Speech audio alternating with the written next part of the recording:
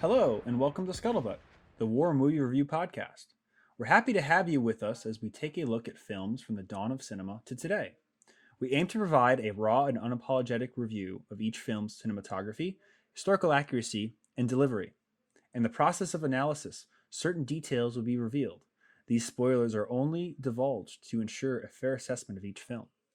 We chopper into the Central Highlands this week with Randall Wallace's 2002 epic, We Were Soldiers. As always, I'm joined by Mike A, Mike B, Yes, sir. and Nate. When I like to listen to I messed that up. Fuck. Mongolian throat singing is what I want to hear in Vietnam movies. Yeah. I actually really do. It's actually really great, but I fucked that one up. So hi. So guys, what'd you think on that note?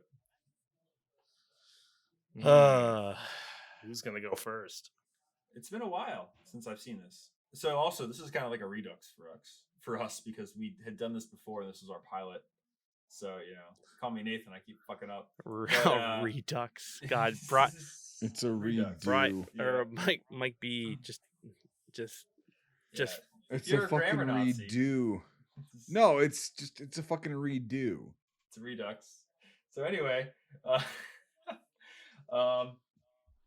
yeah, it's cool to get the Mike's opinions collectively. I'm really interested in what you guys have to say.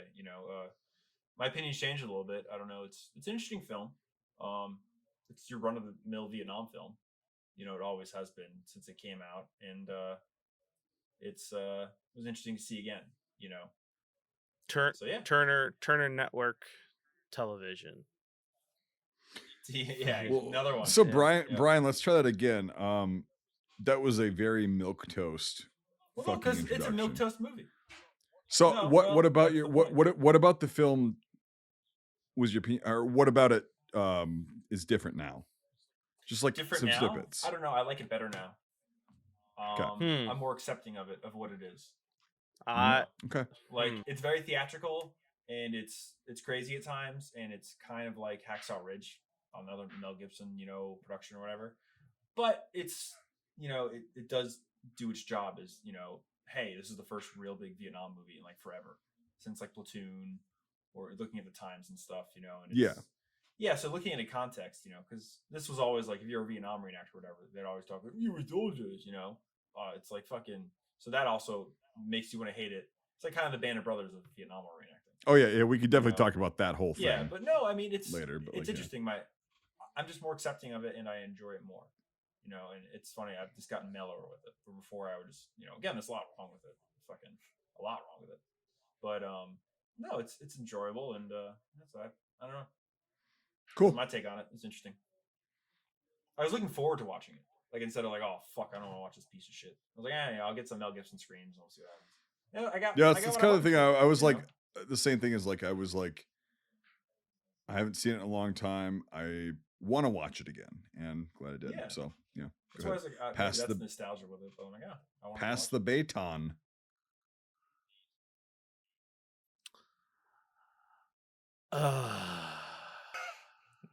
I There don't. you go. That's all. I see. It's funny. You say you're more okay with it. I'm not okay with it. I mean, look, I if I remember correctly, You have the right to be wrong. No, that's fine. I mean, I normally am. If I were to compare it to the last time I watched it, which I believe the last time I watched it was when we reviewed it almost a year and a half ago at this point. Yeah. Same. Because we had a big backlog, and then we ended up scrapping most of that.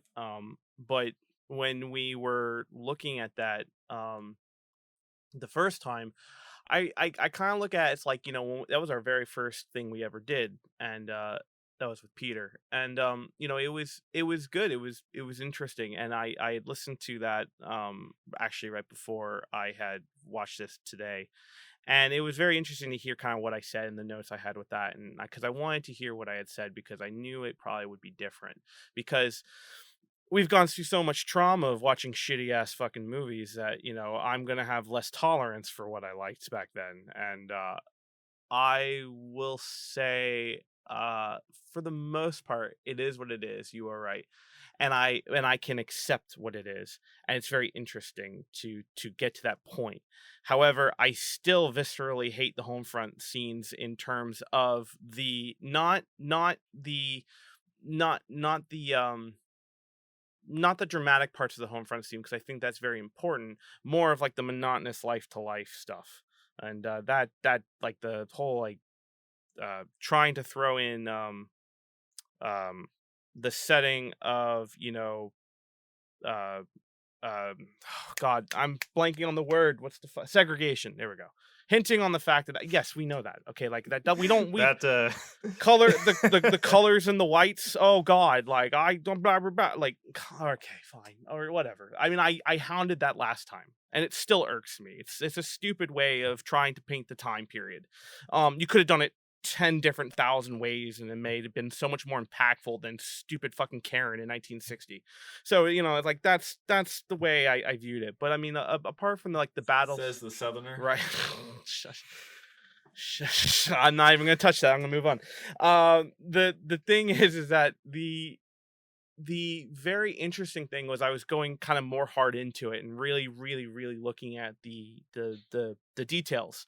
I still hate that whole super major patriotism message within it, because this is just I can't remember. Is this I think we had talked about before. Is after or before 9/11? This is after 9/11. Okay, that explains all that then. Okay. But it was this not filmed like before and during? Probably before, during, yeah. Definitely was produced during, for sure. It came out in like 2002, so yeah. Yeah. Don't know. It's the whole like there's a lot of very blunt propaganda, and I don't mind it when it has a place. It's when it is just constantly in your face. It's bothersome to me. And I feel like it could be so much more impactful, not being so blatantly obvious. I think it's very interesting to look at the ways that it could have been done. And in terms of that, like you could be very, very subtle and still get the message across, not being blatantly obvious. Jumping into, I guess, details and stuff like that, something that I wasn't very primarily focused on or very knowledgeable on a year and a half ago was the French in the beginning of that movie. And I guess I have a question for, Brian and Mike, is that the French in Vietnam, I mean, wouldn't they have had like 49, 56s by that? Why not? Oh God, did I say no? We can talk a lot about this. Cause so let's get on. Okay. We can get into that. Because I was thinking about it, I was like, why they all have Master E6s and fucking right. 19. We can get into that Yeah. technical shit. Like, this is your opening. Okay, that's all I need. Yeah. Okay. Yes. But I guess going out of my intro and into stuff, it's like nothing has much changed for me in the sense of the last time I reviewed it, other than the fact of the points that I hated, still I hate, and probably even more. And the parts I really liked were pretty damn good. And I think it's very interesting to see what stood out to me and what didn't, and I'll jump into that myself. And Brian, if you hit any more things on your desk, my God, it's gonna be like a wind chime. Dude, a G41 receiver's falling over. Sorry, literally. I've moved it. We're good. Okay. This movie, I saw this probably like 15 years ago. It's been a long ass time since I saw this. Yeah. And for some reason, I just remembered it being super fucking long, like most Mel Gibson war movies. But I don't know, this time around, didn't seem that long. I think at the time I was just like not in the right mindset for it. But this movie, it's hard because there's a lot of stuff in it that I think is really well done. And then there's a lot of stuff in it that I think is really bad. And it's kind of, there's some whiplash going on to where there's stuff where it's like, wow, I really like what they're doing here. I like this. But then I'm immediately hit with something that's just like a fucking cheese fest. And shout out to Wisconsin. Yeah, exactly. There you go. It's a cheese fest. But yeah, I mean, I can get into I think, it's funny what you said, Brian, how like this is the standard Vietnam film. This definitely was not when it came out. What this movie was doing, this movie was trying to, be something completely different when it came to Vietnam. It was like, okay, we're going to get rid of all the political shit. We're not going to have any of that. We're not going to have the, drugs and hippies and stuff like that. We're not going to have Jimi Hendrix or any of that. We're not going to have civilians. No, there's no My Lai massacre or anything like that.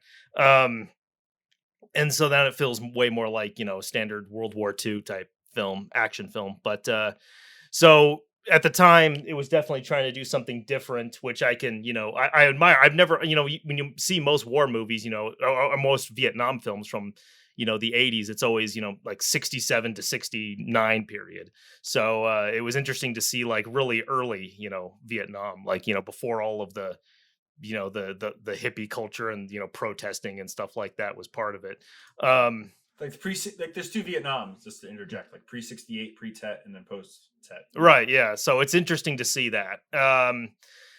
But and we can get into more details as we go. But yeah, there were a lot of things in it that I thought were well done. I thought a lot of the battle scenes had a lot of stuff that was really well done, even though there was a lot of, like the standing up and charging and just into gunfire and stuff. But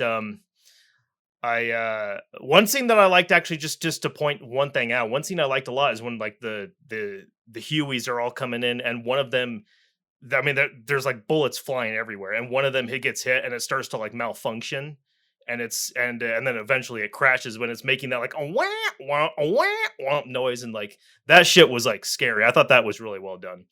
And you see like the rounds go through the fucking co-pilot, yeah. Right, yeah, and yeah, I thought that was a moment where it seemed like more like some of the action movie like slow motion and all that was kind of stripped away, and just scary unpredictable shit is happening. So I don't know, it's like I'm right down the middle with it. It's like, yes, there's some stuff in it that's really good, but then there's some stuff that's really bad. So those are my initial thoughts on it. I wouldn't even say bad. I would say cliche. Cliche, yeah. Stupid, cheesy, yeah. So exactly. So, all right, Mr. Freaking B. Yeah, and you guys' points are all very valid. I know where you're all coming from, and that's kind of cool because I'm gonna go kind of with Brian's. What he said is, I saw this. Last time I saw this was probably about 10 years ago, and I saw this in like 2004, like a couple years after it came out, and then I've seen it like a million times. Yeah, and then so that was, but like the last time I saw it was like about probably 10 years ago, right? And but I watched it a bunch of times before that, and whatever, and my thought was like, it's a shitty fucking war movie, blah, blah, blah. It's super dramatic, blah, blah. And then, so when, I watched it this time again for the first time in a while, I was like, well, it's actually not as terrible as I remember. And they got a lot of the technical shit correct. There was a lot of cheesy shit, yes, and we can discuss that and whatever, but like, a lot of the combat scenes and like kind of like how the movements would have been and the communication, again, I'm not an expert on the Yedrang is like how it's pronounced, like whatever, but Americans say I drang. So I'll just say I drang from here on out. But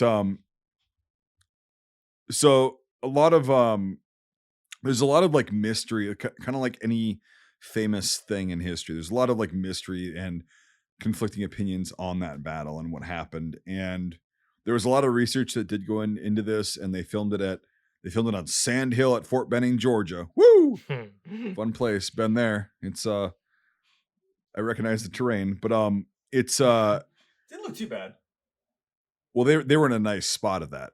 But like there are hills like that there, and then the clay and like the fucking the creek beds and shit. But anyway, so they filmed it there, and they got some actual Hueys to fly because those were not CGI.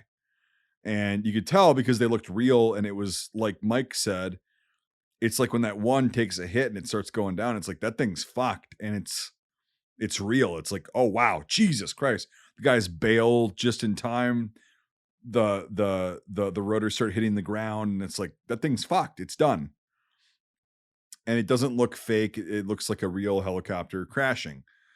And it's like, okay, that's interesting. But then like the kits, here's the thing is like they say in the film, a lot of those guys were just rookies. Like they were drawn in from other divisions, mainly the 2nd Division from Fort Lewis, right? At that point. And including Hal Moore. I believe he was stationed at Fort Lewis and then he came over there and they were like, yeah, you guys are all like, airborne qualified and whatever, blah, blah, blah. So we're going to create this new division with this new tactic. We're going to do this thing called air assault, right? Never been done before. You guys have to go through no school to do this, but you're just going to we're going to take helicopters in and drop you off. And he's like, okay, fuck. Okay. All right. We'll try to get this done. That's pretty realistic. Like when they're they're up against the wall with like a brand new tactic that's very dangerous. It really is. It's very dangerous. It's like never been done really in combat before. And they're just like, oh, all right, we're going to do it. That's pretty cool to show that like they didn't know what the fuck they were doing. And here's the thing is like the Americans in this film, they don't know what the fuck they're doing most of the time. The North Vietnamese army, who people underestimate, they get it confused with the Viet Cong, right? The North Vietnamese army was a well-trained army and well-supplied army, especially in 1965. Especially like they had uniforms, they had equipment, they had fucking ammunition, they had heavy like arms, like the big machine guns, like the Dishkas, the RPGs, and all that shit. They knew what they were doing. They were not a force to be fucking underestimated. And Hal Moore, because he was a historian, did not underestimate them. And he was like, all right, well, everybody else was like, oh, these guys are just guys with fucking, straw hats and whatever. And he was like, no, these guys are not to be fucked with. And they're going to give us a licking. And they did. But, whatever. So the film kind of shows that of like knowing your enemy, right? Knowing your enemy, knowing their strategies and whatever. Because if he would have known that, those guys would have been fucking killed immediately. Yeah.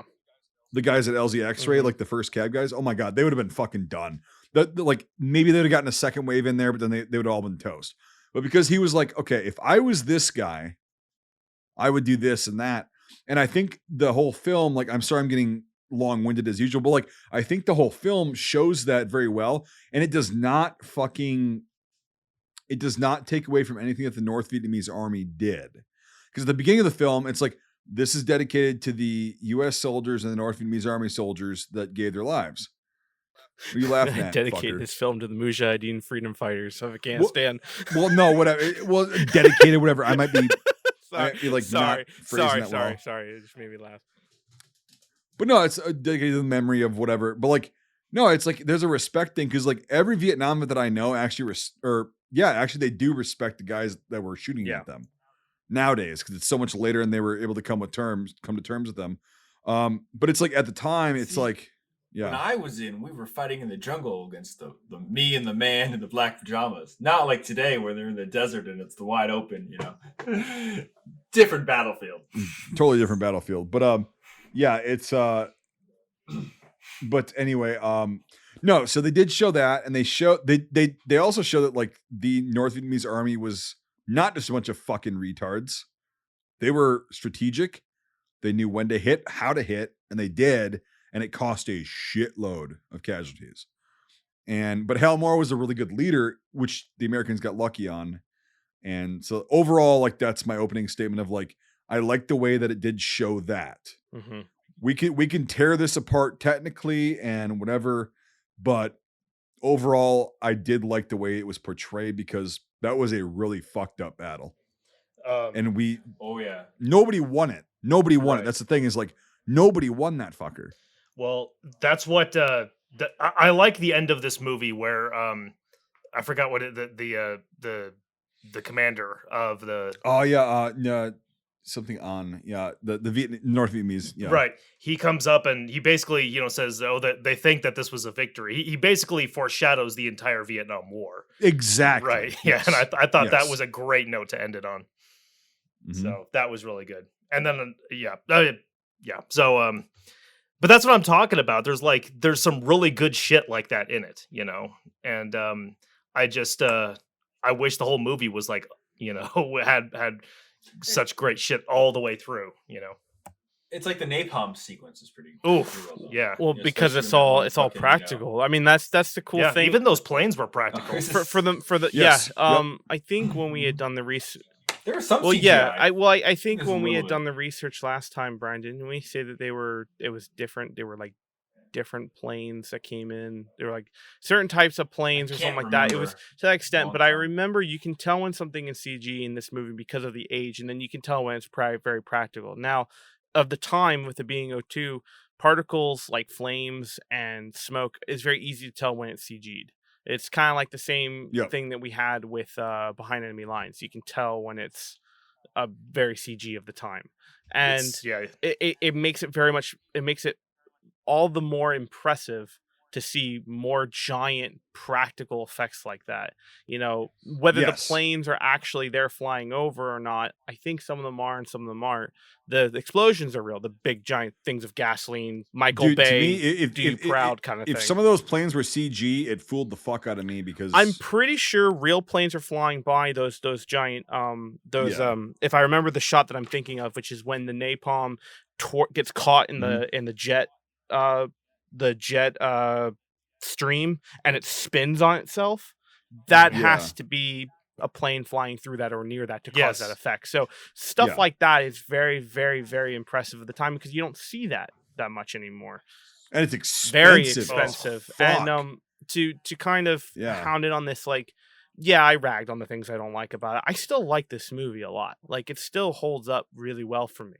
There's just some really cliche things that are very cliche, but the cliche really hadn't been said at that point. So it's kind of like, we're kind of comparing it to the old, we're kind of compared to what we see now from that point on, the huge amount of the same kind of clone copy of the same, formula. So it's very interesting to kind of go back and take that. Now, I have my problems with it, but there are some really, really, really great combat scenes in this and practical cells in my eyes these days because it's just so hard to see that now because studios will take the inexpensive way, and I use that with quotation marks midway, is that inexpensive CG to take shortcuts and do that. But the practical is sometimes the best way to go, and this movie is nothing but that. And it's really, really cool. I've always thought that CG is the best for like enhancing an environment, like if you want to put a mountain where a mountain doesn't exist or something like that, or a building. When it comes to like stuff like we're saying, like fire, and another huge one is blood. Every time I see a digital blood splat, it's terrible. But there's things like that they cannot be replicated. So I agree. When it comes to that, it's like you can't beat it. It's funny. I actually was looking at the director for this film, and I don't think we did this last time. He'd only done one film before this, and it was The Man in the Iron Mask. Directing wise, he wrote Braveheart. Right. Yes. Directing wise. Yes. Mm-hmm. Writing, he did Braveheart and a bunch of others, but it was very interesting to see that there's a lot of similarity in the way that and The Man in the Iron Mask is filmed compared to this. And that is the formula of late 90s, early 2000s as well. So, but it's very interesting to see the comparisons of the shots and again, The Man in the Iron Mask is also very practical to what it needs to be. But it's very, very interesting to kind of go down that route of looking into it. And I will say the practical blood splatters are really good too. Talk about the blood splatters for you, Mike. It's like, I didn't see much digital of that. Almost all of it was practical. So I think this is before they started doing digital blood. So I think every single thing was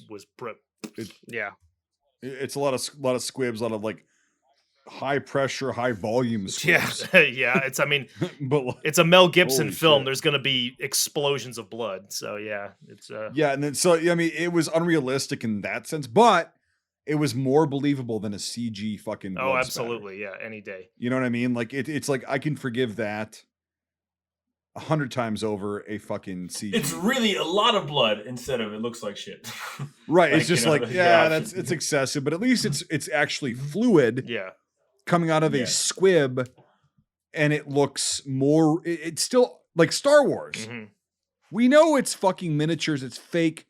It still looks more real than the fucking prequels. Absolutely. Right? I don't know. That's a real tauntaun, man. it was actually in front of a camera, so yes, it was real. And so, but like, they're you know what selling I mean? the Like, head you at the could- prop store right now. You can go buy that on the auction. Must right? be like that big. But no, like, No, They used it in Godfather. big. Oh, that. Okay, a the blood- close up. The one. close-up Okay, sorry. one, yeah. I thought you meant the stop motion. No. Like the big one that's like human size. Okay. Sorry, Mike was saying something. Yeah, sorry, Mike. Go ahead. no, I was just gonna say, like, that is that's still better in my opinion than CG any day. And it's a shame that like that shit has gotten so expensive to do that CG is cheaper now. And it's like, fuck. Well, it shows. It's like, why don't you just go ahead? I was gonna say, I mean, like, yes, it's cheaper, but at what cost? I mean, like, it's, you know, Right, exactly. That's the thing is like, would you rather just spend the extra if you've got it in the budget, right? Would you rather just spend the extra couple tens of thousands of bucks out of your $30-40 million budget to make it look believable and real versus just a shitload of CG? And in this film, they didn't do the CG on the blood. Like, I couldn't, if they did, it was again very believable, even with the planes. If they did, it was for such a split second, and it was whatever that it was believable, and I couldn't tell. So that's the only time I could tell. I think the shots of the planes taking off from the. I was gonna say. I was gonna say it's the shots of the planes going off and on carriers. Yeah, that was the only time I could sense it. And then there's also a couple shots of the helicopters coming down. Okay. Like a forced perspective shot, something that would require them to pass close to a camera. That's all CG. And yes. But here's the thing: is it was done in a way where it's like you believe right, it, because they're zooming past, and it has like right, and there was also practical shots before and after. So I see that, and now. that's the thing. You got to make your effects work. You got to mix them together. That's like that's the best way to do it. I guess to start up a conversation on something of this nature, there is a thing that we have to take into perspective, like in the sense of doing something like that now. Back then, those helicopters were about 35 to 40 years old. Now they're looking at about 60 years old. Mm-hmm. And I don't know about I don't know about you. I don't want to get into a fucking 60-year-old helicopter. That's got an aluminum. Yeah, body. you know what I mean? Like I got in one. Oh fuck! Almost 20 years ago. And Huey? Yeah, I'll be very quick with my story. I was my first year doing 29th reenacting. I was in full G-Day invasion gear at an event. I can't remember which one it was. It was somewhere on the East Coast. They don't do it anymore. It's not Reading. It was some other one. And an old they had Huey rides, and this Vietnam pilot guy was taking people on rides, and he saw me. He saw like the yin yang. He's like, "Oh, 29th, huh?" I'm like, "Yeah." He goes, and we just started a conversation. He's just staying next to it. And I thought he was just some dude, and we were talking. He's just like, "Well, hey, I got a ride coming up. Do you want to get in?" And I'm like, can we do that? He's like, "I'm the pilot. I can do that." And I'm like, "Oh, okay." And he's like, "Yeah, like fuck it." He's like, yeah, you're old enough. Just hold on to this, and we'll fill it up. So I'm literally not even strapped in. I'm holding onto the side, and the doors are full open, and he's got all the people who've paid like in like super harnesses, and I'm on the end with an M1 like on my right side, holding on with my left, and he just. Yeah, of course, like we start up and he puts on like fucking Fortunate Son and like all the things, and he just starts flying, and he flies low. And when so I'm in full G-Day gear hanging out the window like this, and he's just like, "Are you ready for a bank?" I'm like, "Please don't fucking do my side." And he just does my side and he goes, boom. But you can do it. Oh my god. I'm scared of heights, and I was like, I was shitting myself the whole time, but it was amazing. But he fucking knows because he actually carried a shitload. Oh yeah, of people and he banked it, and he banked it. We pivoted on that thing. It was the closest I'll ever get to the real thing. It was That's fucking awesome. Really awesome. Thinking back on it, I was shit terrified. That's what makes it awesome. Yeah. I've seen a lot of videos of like verbatim. We were soldiers banking of the thing, like the LZ. Right. Like and he did the full. There's videos. Yards. I'll post them to you guys later on. But there's videos of like Vietnam vet pilots that, the modern Hueys that they're flying, they have all the digital shit, put in there because modern FAA rules and all that shit.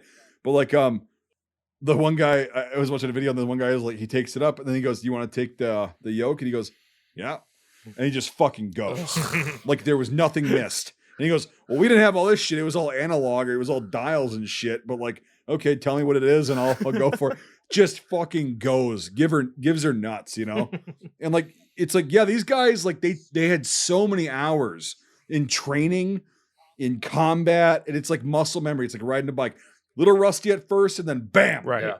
And this guy was just fucking, flying right above the trees. It was amazing. There's the collective. It's of course we've all seen Apocalypse Now. Robert Duvall's character Kilgore in that, he's as the Cav and everything. I watched an interview with him where he was talking about when he was preparing for that role. He interviewed a bunch of helicopter pilots who were in Vietnam, and he said that he was like, speechless at some of the stuff that they told him that they would do. They're fucking nuts. Yeah, these guys are fucking nuts. Yeah, he said that like they were like daredevils, just performing stunts sometimes. I was terrified for falling out of my own incompetence. I was not terrified of him flying.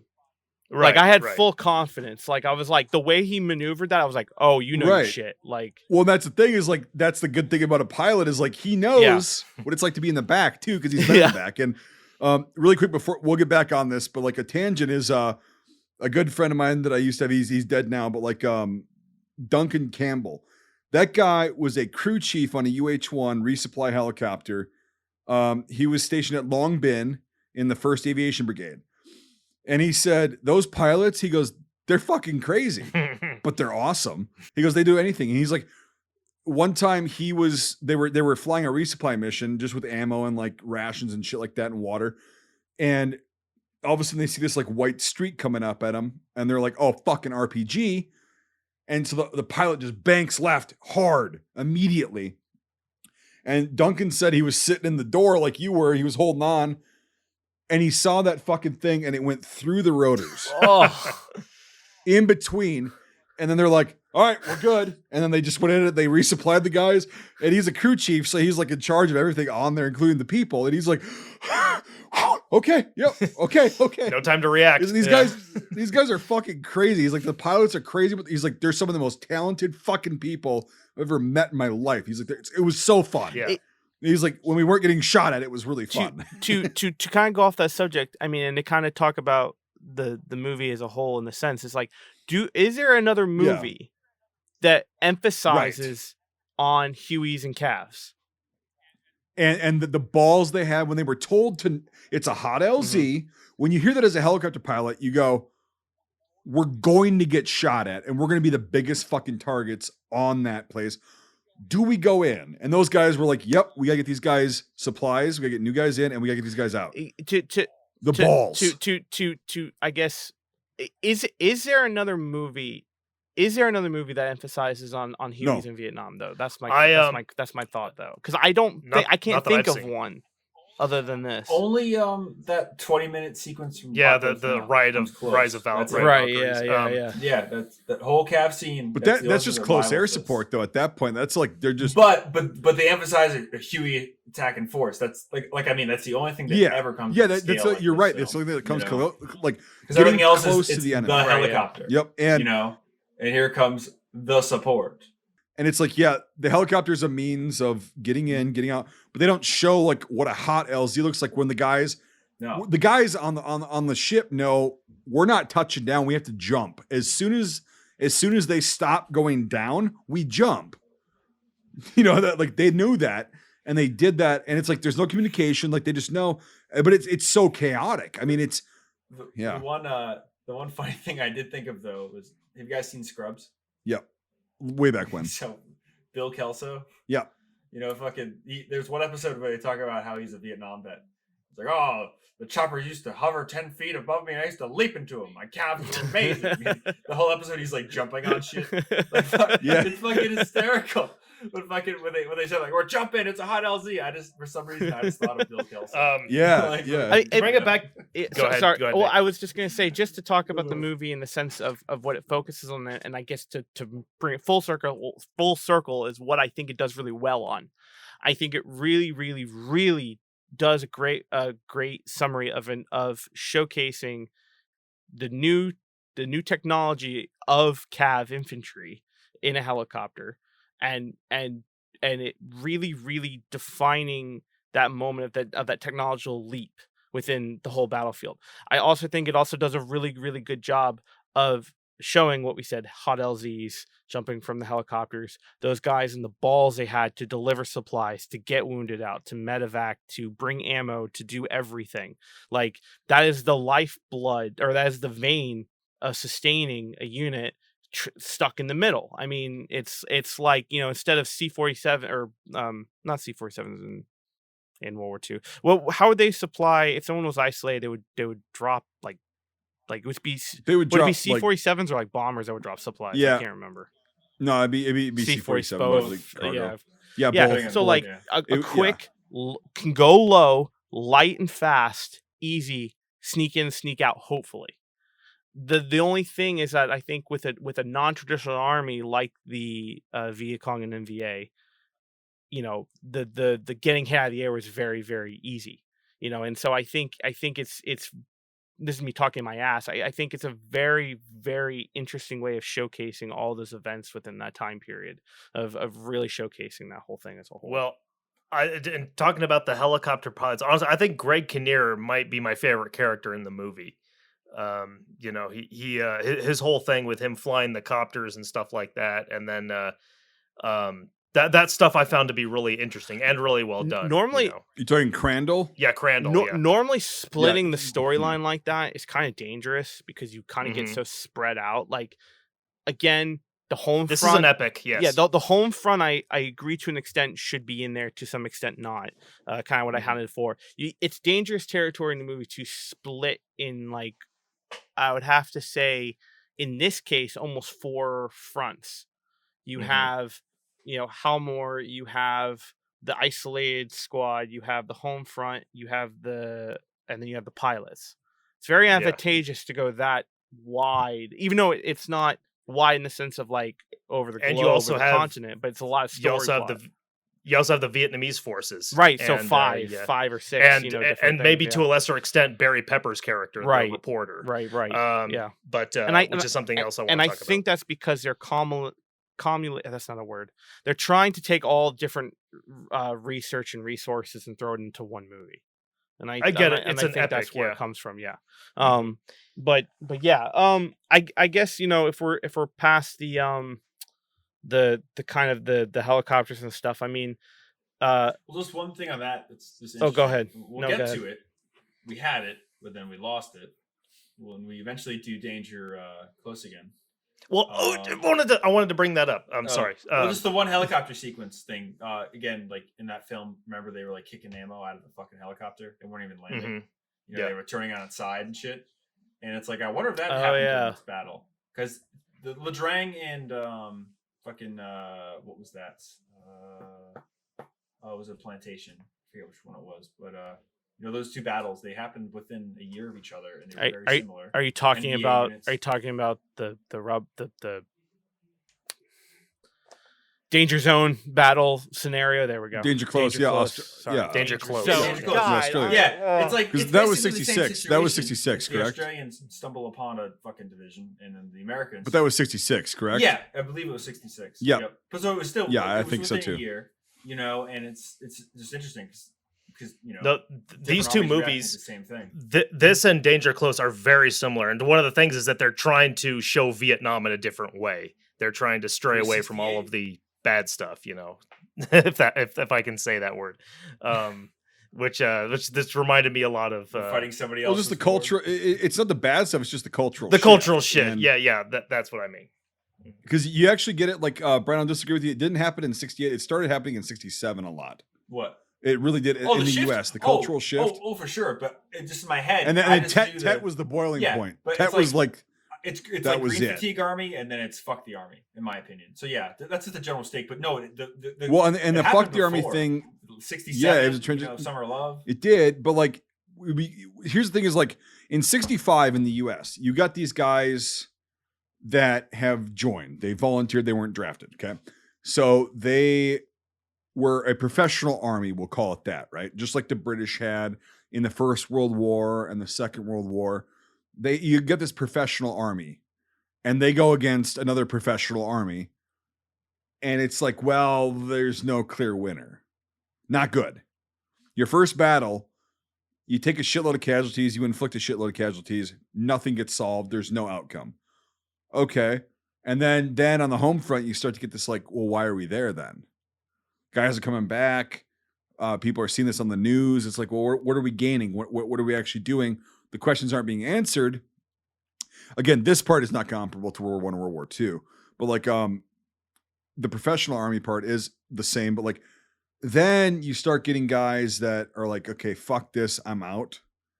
And then okay, the draft happens, and it's like, okay, cool, I'll go and serve my country because my country said it's the right thing to do. And then by late 67, it's like, what the fuck are we doing here?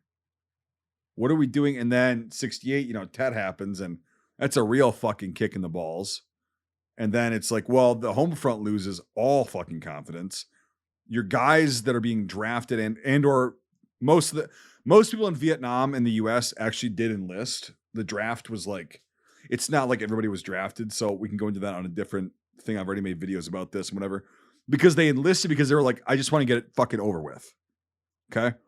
My uncle was one of them. I have an uncle who joined the army because he didn't want to be drafted, or no, he was drafted, but he somehow was able to get out of that infantry role and like do another job. But like, it was like a lot of guys just enlisted. They're like, I just want to do my fucking time, get the fuck out, and not have to do this. And a very small percentage of the U.S. military was sent to Vietnam. The ones who were, morale just was not good. By about 69, I know a lot of guys is that where he ended up in starts. Germany, and they were like, I'm a Vietnam vet, technically. Era. Yeah, my other uncle. Yeah. The uncle I was just talking about, his brother. But he wouldn't have gotten out of it. And it's funny because my uncle was in the 5th Infantry Division. Okay. And they were the ones that were sent to kind of stopgap after like Khe Sanh happened, in 68 or 67 rather. They're up north. No, he was running on the fucking U.S. Army's running team, like their athletic team, because he was such a good runner. He ran like a 5.5 minute mile. So he never went to Vietnam, but he also went to pussed out. Yeah. If they would have said you're going to Vietnam, he would have gone there. He just never did. And then my other uncle, he got drafted, and then he weaseled his way out and became a meteorologist in the army, which is fun. But that was in like 67 or 68. And my other uncle was in like 66 and whatever. Like, so, but anyway, no, it's very interesting. Like the whole atmosphere that it changed because, so to comment on, I'm pretty sure Nate said like the whole patriotism shit. And Michael, you brought this up too, like the whole patriotism shit.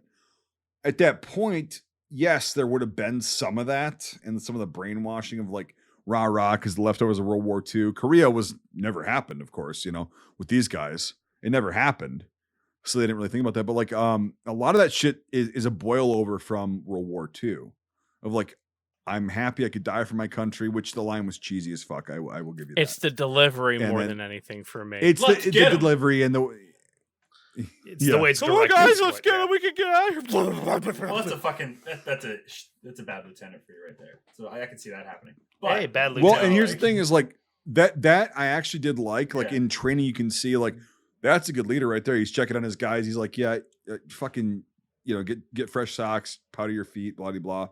And he goes, that's a good leader. And then Plumley, who Halmore and Plumley were like real characters, and Plumley was a fucking badass. Yeah, in real life, like that guy, fucking World War II, Korea, he's one of the very few people that has a CIB 3rd award. So he was in combat as an infantryman for 3 fucking wars. And he's got 2 stars above his combat infantry. Traditionally, it's like 25 days of sustained combat. I believe that. It was 30 in World War II, and then in Korea it got changed. In like the late 40s, got changed to a month on the line, fire 3 different wars. Like, no. It's no. This combat infantry badge. So it became in like Korea, it was you were engaged by the enemy and you returned fire, that kind of shit. And that's kind of how the standard has been since then. The third award is, so there's different times of conflict. So World War II is one like kind of conflict, right? Korea was categorized as a separate conflict. Vietnam was a third. And then you got like Panama, Grenada, fucking all that shit in the 70s and 80s. And then you've got that, actually that was all mixed in with the first Gulf War. And then you get the Global War on Terror, which is another theater. So I actually know quite a few guys with CIB second awards because they were in the first Gulf War and then they went to Iraq or Afghanistan and were in combat again as an infantryman. So to have a third award, though, it's very fucking difficult because after Vietnam, those conflict time periods of qualification were so spread out. You know, there's a lot of guys, most of the guys that had the third award were in World War II, Korea, and Vietnam as infantrymen, right? And, you know, I don't want to say it's easier because it's not the word I'm looking for, but like it was more common to find that versus now. If you see a guy with a CIB second award, you know, the star above the wreath, it's like, Jesus, that guy's been around. So, but anyway, Plumlee is one of the very few people that got the third award. And his third award was awarded at the Battle of Yadrang in 1965. So that motherfucker was insanely cool. And he was also a hard ass, but for a reason. He had seen it all. He's been through it all. He knows the young guys. Yeah, he knows what he's doing. Yeah, 4 combat jumps. Then he went to Korea, got into combat there. In the 82nd, right? Yep. In World War II, he was in the 82nd, yeah. And so, yeah, he did Sicily, Salerno, Normandy, and Holland. Probably 505th. Had to have been Yep. 505th. And then he went to I don't know what unit he was in Korea. I don't know if he did a Probably combat jump there. I don't. RCTs. 187th or something. Yeah, Google. yeah, but I don't know if he did a combat jump. But like he was still in Korea and Was got a CIB second award 51, there. I think. Yeah, but anyway, Plumlee was that was a hell of a guy, dude. If he'd have been my sergeant major, I'd have been like, fuck, we're gonna be working hard. Because he legitimately, he's one of the old school guys of like, I know how it is. It's not fun. You guys got to fucking be ready for it, you know? And yeah, but anyway, so they actually, Sam Elliott did an okay job. There's a lot of people that were like, you know, Plumlee wasn't that gruff and like kind of aggressive. I believe he was more like I think Sam Elliott, the actor, and the family got really close though. Yeah, I was gonna. I mean, not to counter what you said, because I mean, everyone's interpretation can be a little bit different. But from what I understand, he got very close. Weatherman. He got very close with Plumlee, because he died in 2012, so they were pretty close for a while. Yeah, and Sam Elliott's a method. He's kind of a method actor and like wants to know what he's doing. He's a really good actor. Even though he's my only criticism with that character is that he's kind of supposed to be like the comic relief at times. It seems. Well, he's the grumpy old Gray's generation countering the whole hippie rebellion. Right, yeah. So that part of it, I was just like, I wish they kind of made that a little different. But either way, it's Sam Elliott did a fine job. Oh yeah. It's so funny to think of Sam Elliott without a mustache. Yeah, he looked naked. Yeah, like he looked naked. Yeah, like I can only ever see him as the dude's bar buddy and Tombstone. Like that's and the older brother in Tombstone. Yeah. Same reason why like I can actually see Bill Paxton without a mustache, but then when he has a mustache in Tombstone, it's always so jarring because in Aliens he doesn't have that. Yeah, Aliens or Predator too. Yeah. No, Sam, you're right. He did a good job, and he's a professional actor. He's an old school actor, so he did the research and got as close as he possibly could. Even Barry Pepper surprises me in this because this is riding a right off of Saving Private Ryan. Oh yeah. Well, I was gonna say when it comes to I think all of the actors in this are good. I think my only problems when it comes to anything, what comes in the writing and directing is in terms of like lines and stuff like that. But I think all the actors are solid. Like I think Mel Gibson does good as Moore in this. He does really well. Do you did you recognize a lot of now very, I guess, predominant famous actors. in I this saw movie. John Hamm in there, John which I was Hamm. surprised. We had talked. I think Yep. we had talked about this when we did it the first time. But John Hamm, I can't remember the guy, but he's in the Marvel movies. He's the Shield. The Shield's oh god, what's Agent Coulson in Marvel movies? That he's in that. Okay. There's a bunch of like small names in here that really blew up. And it's very, very interesting to see. I mean, everyone has their first start in cool things, but it's John very. Hamm. We No, said he's not that. Thank. Oh, we okay. already yeah, said I already that. said see that what happens one, when you yeah. go to get your dinner. Dude, you he's miss so young, John though. Hamm. So, It's, yeah. it's amazing how young he is. Yeah. You know, I don't think Yeah.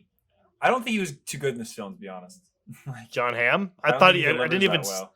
I mean, he well. only has like 4 speaking roles, but remember, I know, but he's- he doesn't fit in this. Well, but again, Yeah. we were just saying like everybody's got to have their start Yeah. somewhere. Oh no, for sure. And it's a And- great start, but and, Look, yeah. he's look, not cut out for look, military Brian, he has a massive cock, so Yeah. it doesn't have to matter about stuff. Well, I was like, is this the origin story? Yeah, It's is like, this the actually, origin? is this what was Yeah. happening while he wasn't on a mountain? They call him the Stallion. We have established he's a jet setter, and you can fly to Vietnam in like 2 days.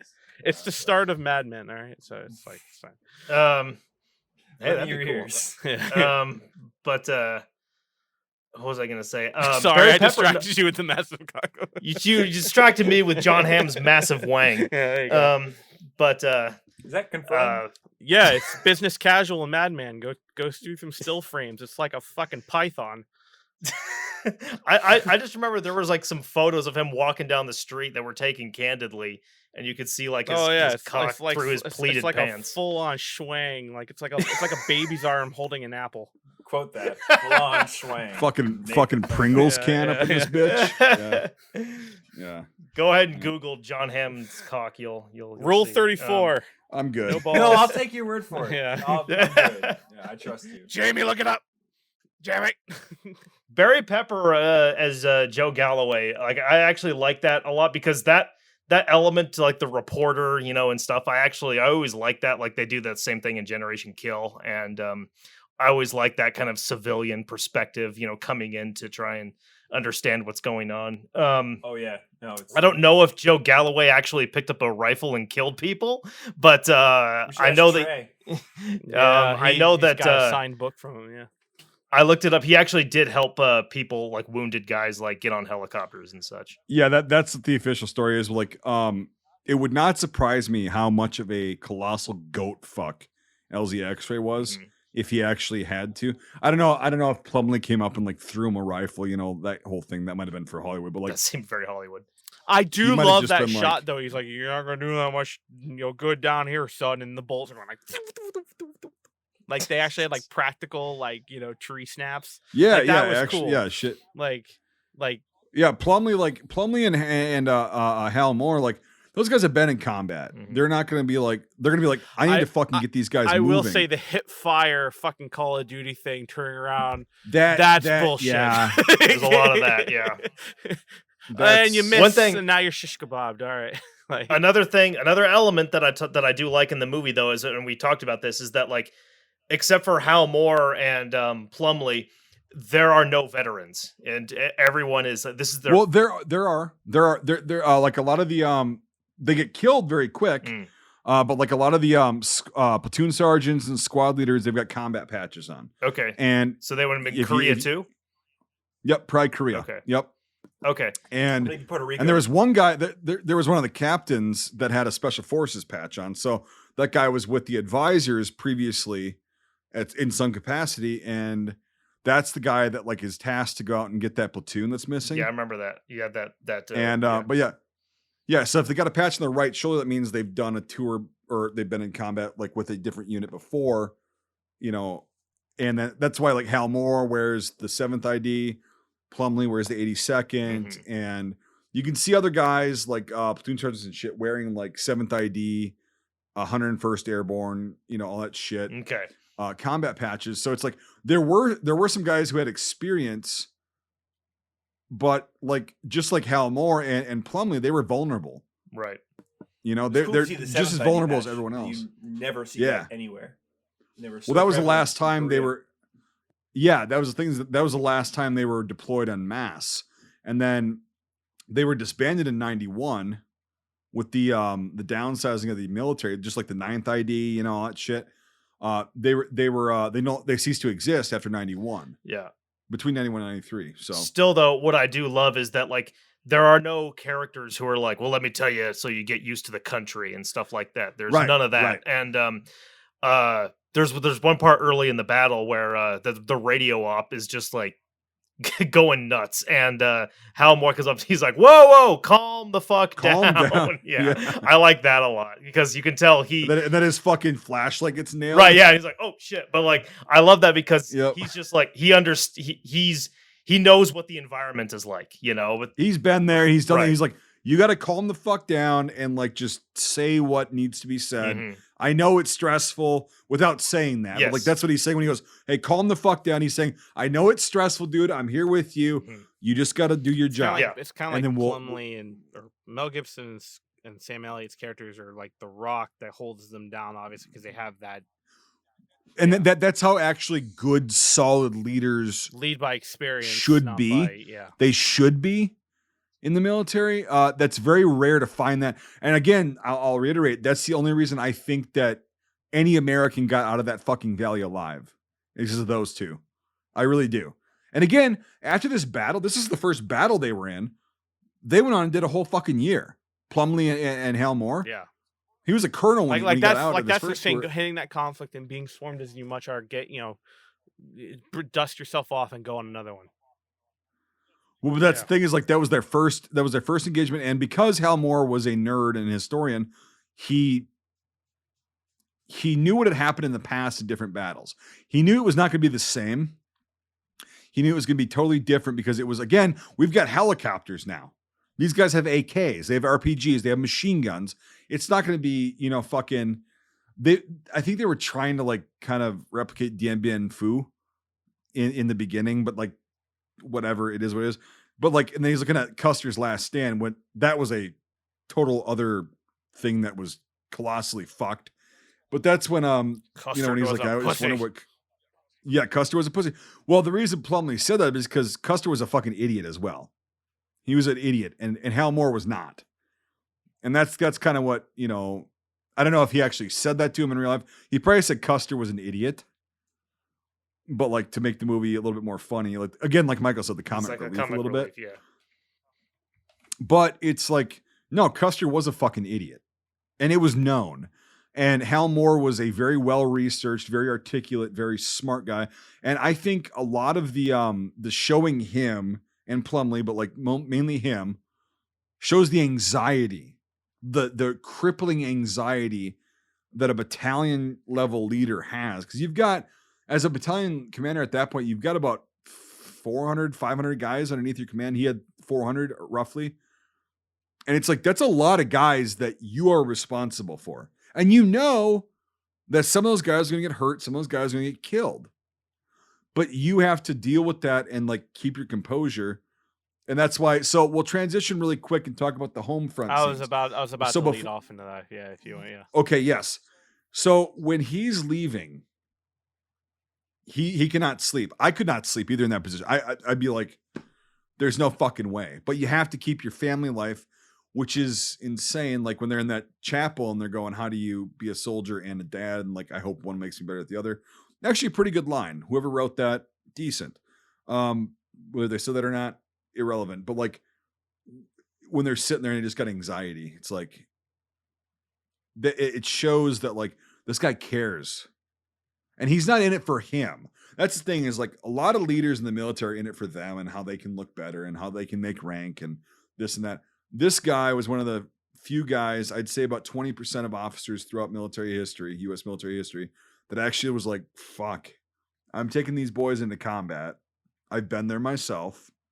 I know what's about to happen. These guys don't. And I really just don't want them to die. And I want to minimize all the fatalities. And I did like that aspect on there. And the home life shows that because he's distracted, even at that like dance, right? So we're doing like the farewell dance and they're just kind of having the officers and senior enlisted there. He's off talking to the, whoever the fuck that is. He's a major general. I don't know what the fuck he would have been commanding, but like, and he's going, you're taking a third of my guys away and you're sending us there to do this, this, and this. Yeah, I know. And he goes, like he knows. And it's just I like the way that they put him in that light. So I'm sorry I've been ranting for a while. No, it's fine. I mean, I think I won't go down the whole thing I talked about earlier in the list that I talked about last time. I think the basic focus of the home front needs to be the tension of will I receive a letter or not, and I think that is very well done, and I think it does a very good job of that. And those taxi drivers were, I actually knew someone who had to do that, and I actually knew someone who as a kid had to do that in World War II. I can't remember. But Brian, I think you and I had the similar story, right? Yeah. Sorry, you're chewing. I'll let you. Western Union. Yeah. They used to have bicycle kids that would come out and deliver it. Yeah. And they had like a green uniform on. And they were usually kids, because the war and everything. So I remember reading this one story of this kid who was middle of the country, like Milwaukee or whatever. I don't know. Could be Kansas, somewhere. But that was his job, and he hated it. Did it for a year between 44 and 45. And he said that he would get to doors and women would look out to the screen and just yell at him like, "Get away from me! You're not here! No!" And just the sight would be enough.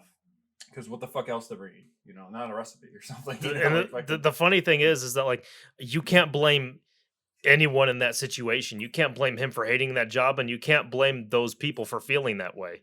It's the grief tied to the position. It's got to come out somewhere, along the line. Yeah. So I feel bad for that guy when he says, "I'm just trying to do this job, ma'am," and stuff like that. But at the same time, I totally get why she's pissed off at him, and during that scene in the movie, where Well, I think my favorite part of that one was the last one, or not the last, but the one she gives to the other, lieutenant's husband. She's like, "Oh, more got hit," and then because you never think it happens to you, right? Yeah, it can't happen to you until it happens to you. Yeah. So I thought that was really great. The part with your husband, the part with the sassy black woman, I didn't really. That part was just. I didn't feel that was just kind of goofy to me. What was it goofy? I don't know, just the way she reacted. I think. Are you reacting to the demeanor? I don't think you can. That worked for you? Well, yeah, because I mean, grief is not a cookie cutter release. Mm-hmm. It can be whatever it manifests itself out to be.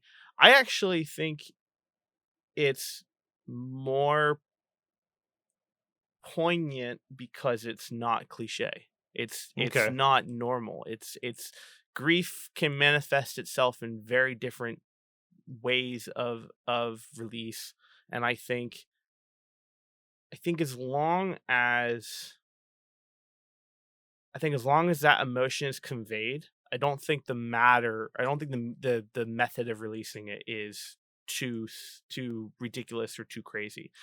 If she came out and just started slapping him and going, I don't know, spanking him on the ass and pulling out his pants, and yeah, maybe that's not a great way to expose your grief. But I think that release is perfectly normal, and I think anyone's interpretation of what they feel like they would do in that moment is completely fine. Well, what you said that so when you say that the home front part of the movie, it doesn't really click for you, but you're talking about the pre. I'm talking about the stuff. Pre, yeah, so building, because what they're trying to do is they're trying to build up those characters to be meaningful of the emotion and the downfall and the huge change in their world. I understand what they're doing. It's not as impactful as to me as something very simplistic could be. You could build that character a little less. Wife in the kitchen mentality. I know they're army wives and stuff like that. I know in the 60s it was kind of cookie cutter, but just the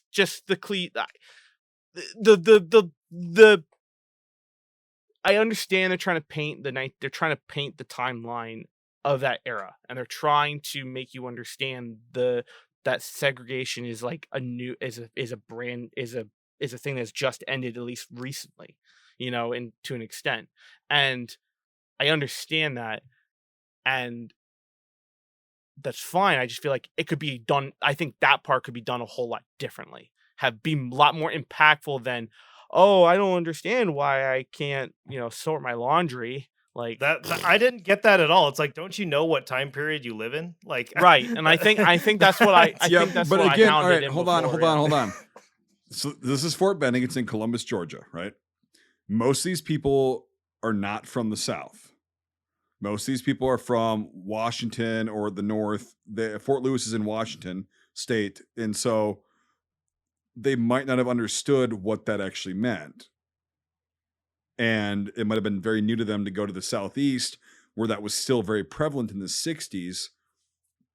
Because during this time, it's 1964 and 5, right? That shit has not been resolved yet. It's on the cusp, but it's not been resolved.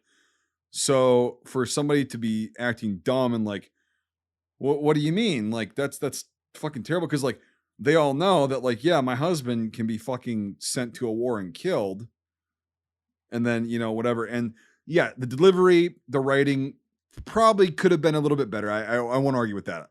Like I think that's mainly my it is. point. Yeah, my. But the idea of it is not totally foreign because most people did not have to experience that in the 60s that were not from the Southeast originally. No, that is true. I would just say then I guess my answer to that would be come up with a better fucking way to do it.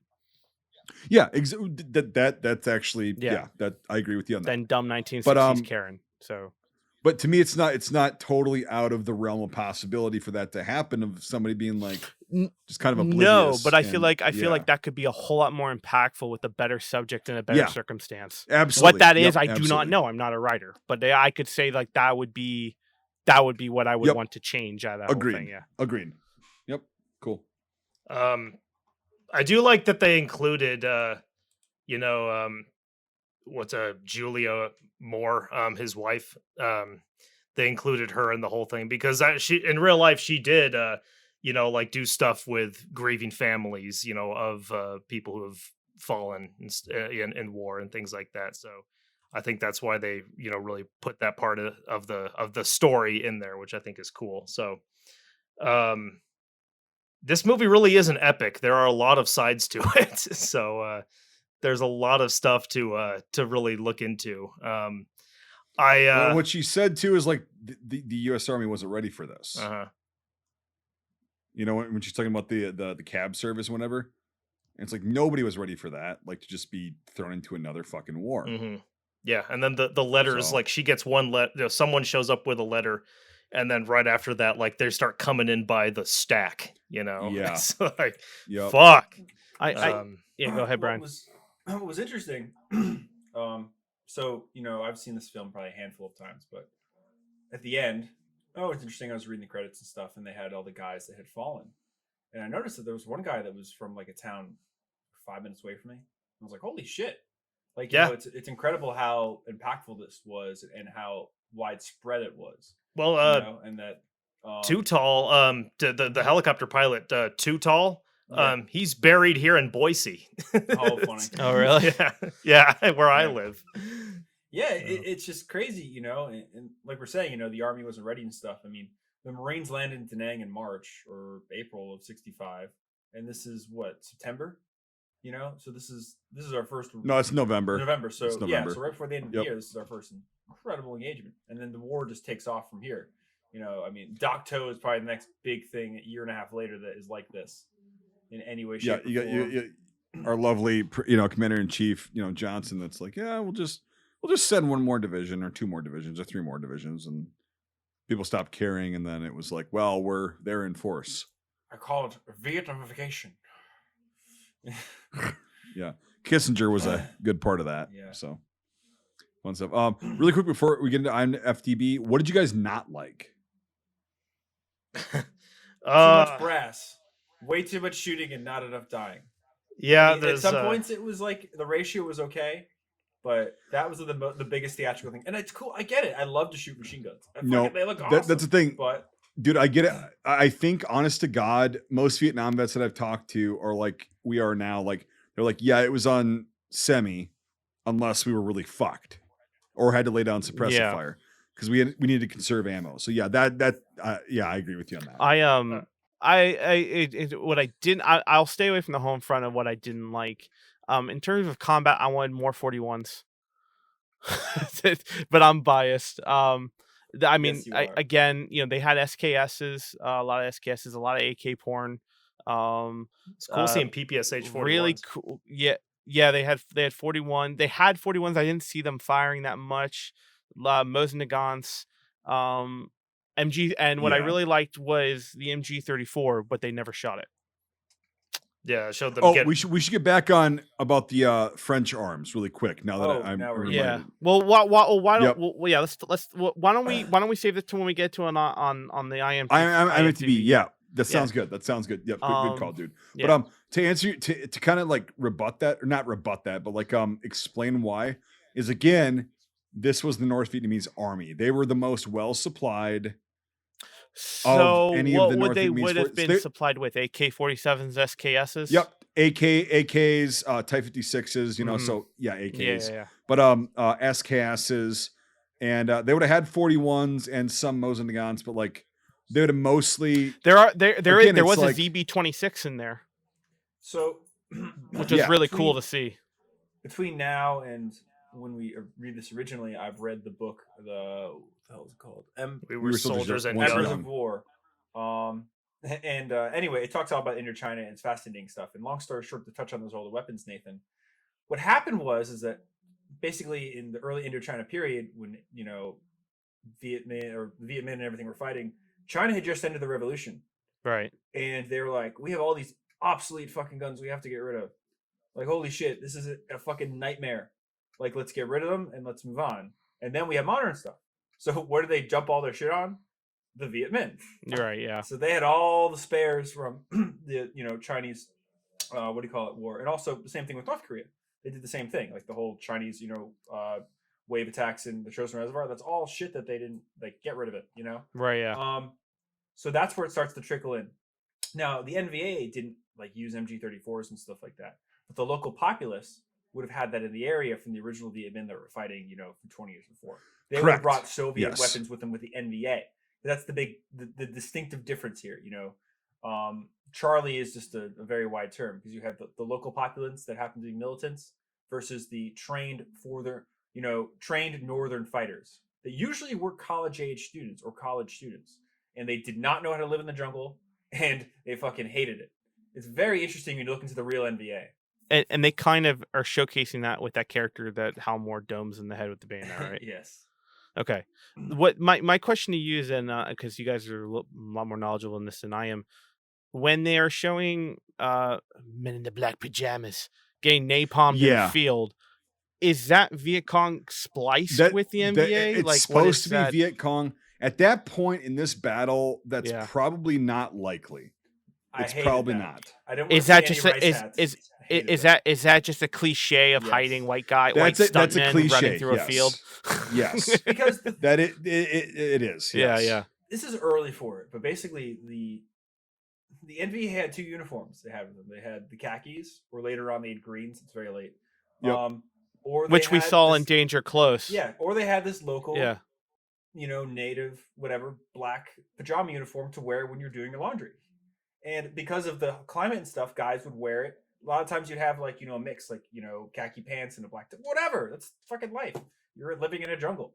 So that's why a lot of the misconstrued comes, because oh, we're shooting the guys in black pajamas. It's oh, they had to have big rice hats because they weren't wearing army uniforms. It's that could have just been guys that were doing their laundry and you fucking attacked them. Or other thing, it was hot that day. So that's where the trouble. The NVA wouldn't have rice hats with them. No, they wouldn't. But that's the problem with so NVA soldiers were issued one set of black pajamas for camp wear and shit. So pajamas, exactly. That's where the difference comes. So okay, because I was curious because they did come up. Yeah, mainly they were coming up in the giant open fields. They weren't coming up in the woods. My note. Yeah, exactly. And that's the thing is it's also they were fully geared. It's no, these guys. So you can see throughout the entire battle, and that's the second day. You can see that these guys would have clearly changed out of their black pajamas and been we're in battle mode now, so we're gonna wear our khakis with our pith helmets or a steel helmet if we can get it. And then we'll gear up, with our uniform because we're North Vietnamese army. We're not fucking civilians. And that scene was kind of not good. Okay. So Yeah. Yeah. Do we know. want to? Well, do we want? I have Oh, some go more ahead, Mike. thoughts. Yeah. In terms of stuff I liked, most of the stuff in terms of we were talking about the special effects, and I think all of that is really well done. One thing that was in this I've never seen in any other war film was where white phosphorus gets lodged into a Yeah. guy's face, Yep. and then his friend is trying to cut it out with a knife. That's the only thing you can do. Yeah, that was just horrific, and stuff like that, like all of the really intense gore stuff, I thought was really well done. The part where he picks, Yeah. go ahead, Nate. Burn socks. What's that? Burn socks. Are you talking about when he grabs him by the ankles? Yeah, and picks burn him up? socks. Okay, Yeah. yeah. Like bleh. Well, that was actually Yeah. Galloway actually It's like, wrote about it's that. like and pulling said off that, gym socks after a workout. You know. It's Yep. just- And Galloway actually wrote about that and said that actually like did happen. And like yes. that was I remember when I first watched it when I was a kid, that actually fucked with me. And I That was fucked like, with me too. Of all oh the my time we would have God. it on it would be on TNT because it was always on TNT. So and those really visceral parts, I thought were really well done. And yeah. Just that. Go ahead. no. After you're done, this is the kind of But just that stuff where you were saying like things that we liked and didn't like, all that stuff I thought was good. I think I kind of a lot of the dialogue I don't like, some of that stuff. Yeah. Just very like, kind of surface level things, but like I say, it's hard because there was a lot of stuff that I liked and a lot of stuff I didn't like. So anyway, could I think we had kind of touched on it in the beginning, but would you then also say that all the bad stuff that you didn't like is still falls under the cliche rule? yeah, that's what I'm saying. The dialogue, Yeah. Yeah. The assault at the end where they're saved by the bell. Right. you Just know, like, cheesy, oh. just cheesy cliche. the part formula. where the guy keeps saying good morning to Plumley, and he's like, oh, what are you, a fucking meteorologist? Oh, I actually like that. I will argue that. and I then, like that. but I like that is realistic as shit because yeah. No. I will only argue that. I'm not. Sorry. I'm not done.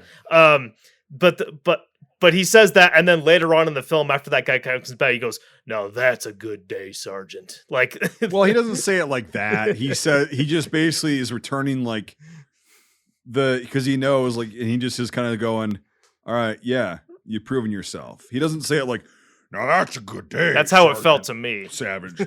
I would say Well, I would say that it's more yeah. of like returning gruffness with some form of It's returning the greeting. Okay. Returning of as close of kindness as Plumley can show within his Well, character. it's also now exterior. Plumley's like, okay, now you're my brother. Versus now, you're, like- you're not some pup who keeps trying to talk to Yeah, me. you're not some exactly. You're not some like fucking retarded, wet behind the ears sergeant that smells his own farts and whatever. And he's basically saying you're one of me now. Like we're good. Have you ever seen the deleted scenes for this movie? Anyone? No. Yeah. Any of you? The 2 medals of honor. That one was fucking great. The I dude who's love butt that ass one. naked, who's like he Yep. shows up full. He's like, and that was Plumley. No, that No. was some other guy, but he's terrified of Plumley. Yeah. I Yeah. love that scene, and there's another great scene. Is that no? That is in the movie. I think there's an extension of that scene where they hear more. The guy picks up the radio waves, and I think there's more of it in the deleted scene. I think that's what I'm remembering. I think there was more of that. Yeah. The deleted scenes aren't vital, but they're very interesting. They're not. Yeah. It's not like Fury levels of cutting room floor where it literally makes or breaks the movie. An entirely different movie. Yeah. But talking about more stuff like in terms of the cliche stuff that I don't like less music and less slow motion, I would say too. Like if there was less of that, then I would like it more. It is a product of the time, but I agree that the Irish Scottish song needs to come. It's up a little Scottish. less. I remember that being really cool to me, and now No, it's like, I'm what like, are we doing? okay, the third time I've heard it, I'm done. I took a More Mongolian throat singing. That's what I want. I once took a class, a law enforcement. I once took a law enforcement class, and they showed us Mike A. What? I want you to imagine you're running through a rice paddy about to take out a general. the amber light is shining through. Get your SKS bayonet out. There's a group of Japanese admirals in the background plotting the next war. When I used to do Vietnam reenacting, I was the radio man. I was RTO. And learned a lot of really cool shit about being a radio man. Arrow. And fucking all this stuff. Give me a second, Nathan. So that's what brings me to that. Broken arrow is not the period term that you'd use to denote we're being overrun. It was prairie fire. That was the Vietnam War term. If you fucking yell prairie fire, everything's showing up, and it's not going to be nice. The other thing too with this film, What year did that happen? prairie fire. Yeah. That was for the whole war, as far as I'm concerned. It wasn't until after they went to broken arrow, but then it became the nuke term anyway, so it didn't really matter. But prairie fire is the Vietnam War term. But something funny I noticed too is that General Moore never fucking, or a lot of the guys, they never key their handsets. The way they hold them and stuff, like you could just see the fucking that they're not clicking it at all. You know? I thought they did. No, if you look at it closely, like there's one scene where Moore grabs it and he's like, "That's great," and you can see his fingers resting just below the black bar. He's like, "Okay," and then that happens multiple times. And again, it's like they're doing different takes and they're picking it up and stuff. It's because there was no one on the other end. Yeah. It's like that's pretty funny. The other thing too is how instant the air support was. They're like, broken arrow, and then you see like planes taking off the carrier, and like, dude, that takes at least 20 minutes. Yes. Like, I mean, when you're screaming, that takes 20 minutes. Yep, at least. More than likely 30 to 45 to get that. And when you say prairie fire, broken arrow, whatever the fuck they said, it's still a long way. Like when you say that, you have to plan ahead of time. Going, oh yeah, hey, cover me, I'm fucked. It's at least an hour for an airstrike if you call it.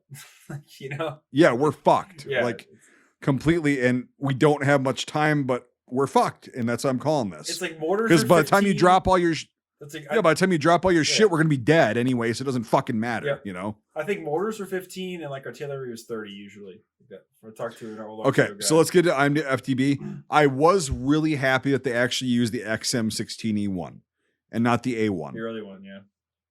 And also, these guys have a fucking A1. Go up. So IMFDB, I love these pictures. That's an A1 fucking bird cage. This was an updated E1, I can tell. Also, that doesn't have the chrome fucking plated bolt. Nerd. So that is an A1. This is an A1 with a fucking that's an A1 receiver. What the fuck are we doing? This is when I'm glad I'm not this knowledgeable about Vietnam stuff. So I don't the full fence. I don't freak out. Yeah, it's the about full this, fence. Yeah. Yeah, it's fucking okay. But anyway, no, in the film though, they actually used XM16E1s, which is really good. The chrome bolt, the 3-prong flash hider, and the single fucking rail on the below like the dust cover when it comes open. Gotcha. That was good. I mean, they didn't have to do that, but they did. They chose to do that, and that's actually what this unit used in that engagement. So that was actually I did like the South Vietnamese translator guy.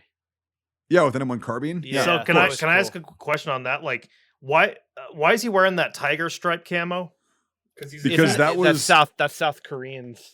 Okay. South Vietnamese. Well, Sorry, he's actually got a fucking Arvin Ranger patch on him. We'll get to him. They'll probably have better photos. Okay, because I thought that's an American uniform, right? No, it's not. Okay. Tiger Stripe. We got that from the Arvin guys, the South Vietnamese guys, and it was all private purchased. Yeah, it's based originally off of or inspired by Lizard in the French. Yep, the French stuff. Yep, it's way cool. So the South Vietnamese have a shit ton of cool camouflage variations and patterns. Yeah, they do. All right, so the M16.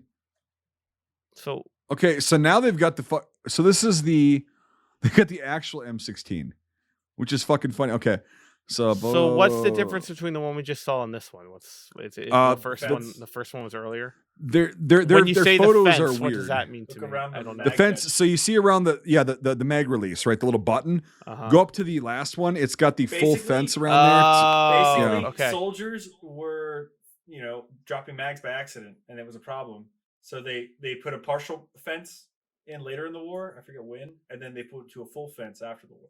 So that's what it's called. Well, and here's the thing: is like also on the original M16, which this is a slab side, which I actually have, and also the dust cover that you see is open on both these. They should have fucking closed. Well, I don't know. This is not an M16 by right. I'll tell you why in a second. But like, so the original slab sides, they had problems with like closing the dust cover. Because if you don't close the dust cover, a bunch of shit's gonna get into the fucking bolt carrier assembly in the upper receiver, right? And it's really hard unless you have fingernails or some shit to get that dust cover up and close. And then on the E1, they put a just one bar below that so it would kind of hold it offset a little bit, like a fucking quarter inch. Right. So where you could just pop it close. And then on the A1, they had the full fence around the magazine release, because of the fact that Brian just said the guys were dropping their mags because they were hitting it on shit or just like carrying it, it would hit on their gear. And so they put that in there. This is an M16, but the bolt carrier group is a fucking A1 because it's phosphate coated. The original M16s had like a chrome plating on the fucking, or no, that was the E1s. Never mind. So yeah, that picture there, they actually got right. That's an original M16. Okay, go down. I forget everything you just heard, people. Yep. Yeah, the M1 carbine. Yep. Yeah, with bayonet lugs and the adjustable sights, Classic not the Korean flips. carbine. Yeah. Yeah, so that's the later that Panther on there. That's later on would become the Arvin Rangers patch. So I don't know what the fuck this was at this point, but that's also a true spec boonie hat, by the way. Yeah, it's not the best Tigers, that's for sure. No, but all right. So the AK-40, that's an actual AK-47. Cool. So yeah, they should be Chinese. No, they had both. They're getting both Sino shit and Soviet shit. But 99% of the time it was Chinese. So nope. That's not true. They were getting a shitload of Soviet AKs and SKSs as well. Later on, it became more Chinese Type 56s, but this early, it would have been a Mod Podge of both. So either one, it's like a 50-50 shot at this point. So, but that's an AK. That's an AKM, actually. Or no, that's an AK-47. Nice. They actually did the milled receiver. Shit. And the Type 1 bayonet. Yeah. Oh, that's the guy that was charging him. The liter of blood coming out of his fucking head. It's the liter of blood. It's the hero AK probably, so they probably gave him a nice one. I'll take a liter of cola. A what? Of cola. Yeah, that's also an AK. Cola. That's they had really cool like pyrotechnics and squib hits and impact. It's just unfortunate some of the actors in those last shots are like, you know. Oh, yeah. Right. I mean, they're trying. Yeah, they're doing they're doing the wacky wave, inflatable arm waving tube man. Yeah. One Yeah. guy's like face gets like hit like 6 times. I never. Yeah, but seen that's a cool squib though. No, that was, but I was like, this was never on TV. Like, fuck. Yeah. Right? Yeah, that's what I'm saying. A mix of like really good, but like unfortunately some of those extras were they thought they were in a John Woo. They thought they were in a John Woo movie. So. Yeah. Yep. Exactly. Yeah. So the MAS 36. Okay. So the reason to answer your question about the MAS 4956, Dien Bien Phu, when this takes place, is in 1954. So they would have had at best MAS 49s, which were still not as mass produced and widely issued as the MAS 36 or the 3651, the one with the grenade launcher on it. Right. So what about the one without the grenade launcher though? The semi-automatic version of that's the MAS 49. Right. Yeah. So you're saying they wouldn't be prevalent. It also at that point. It also comes down to unit too, because a lot of carbines were used. There's a lot of Lend-Lease stuff. I know MAS 36s. Well, the CR39s are paratrooper things. I know MAS 36s were used very late. I mean, because they were so utilitarian. Is that the word I'm looking for? They were used for everything, and they liked them. So they. Well, also what I just.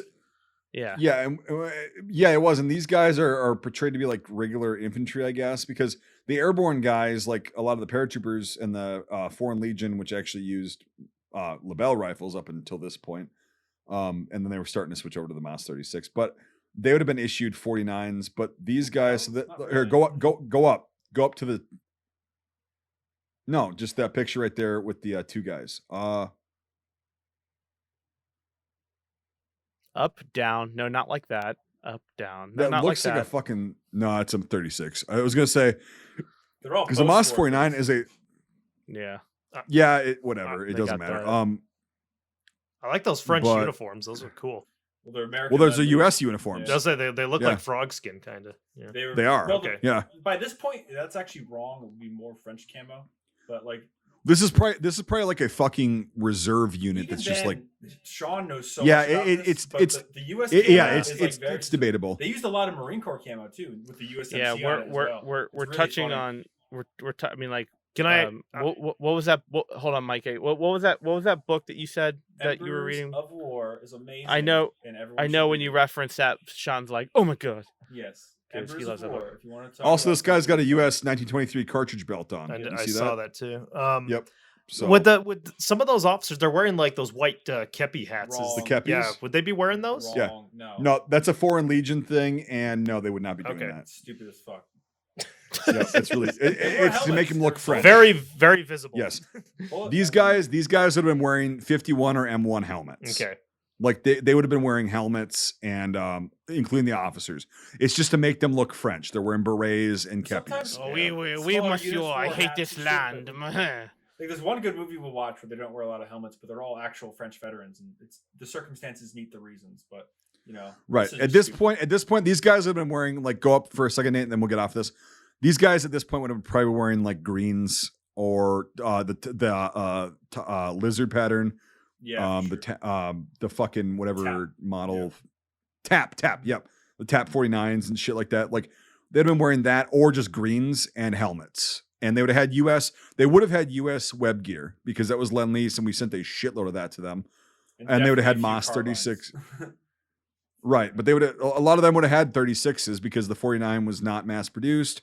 The 44 was not mass produced. The 36s, they had a shitload of those, and they just kept issuing them until about 1954, which is when this takes place. And then they came out with the 4956, and there you have it. So, all right, we'll get off the French shit. Bam.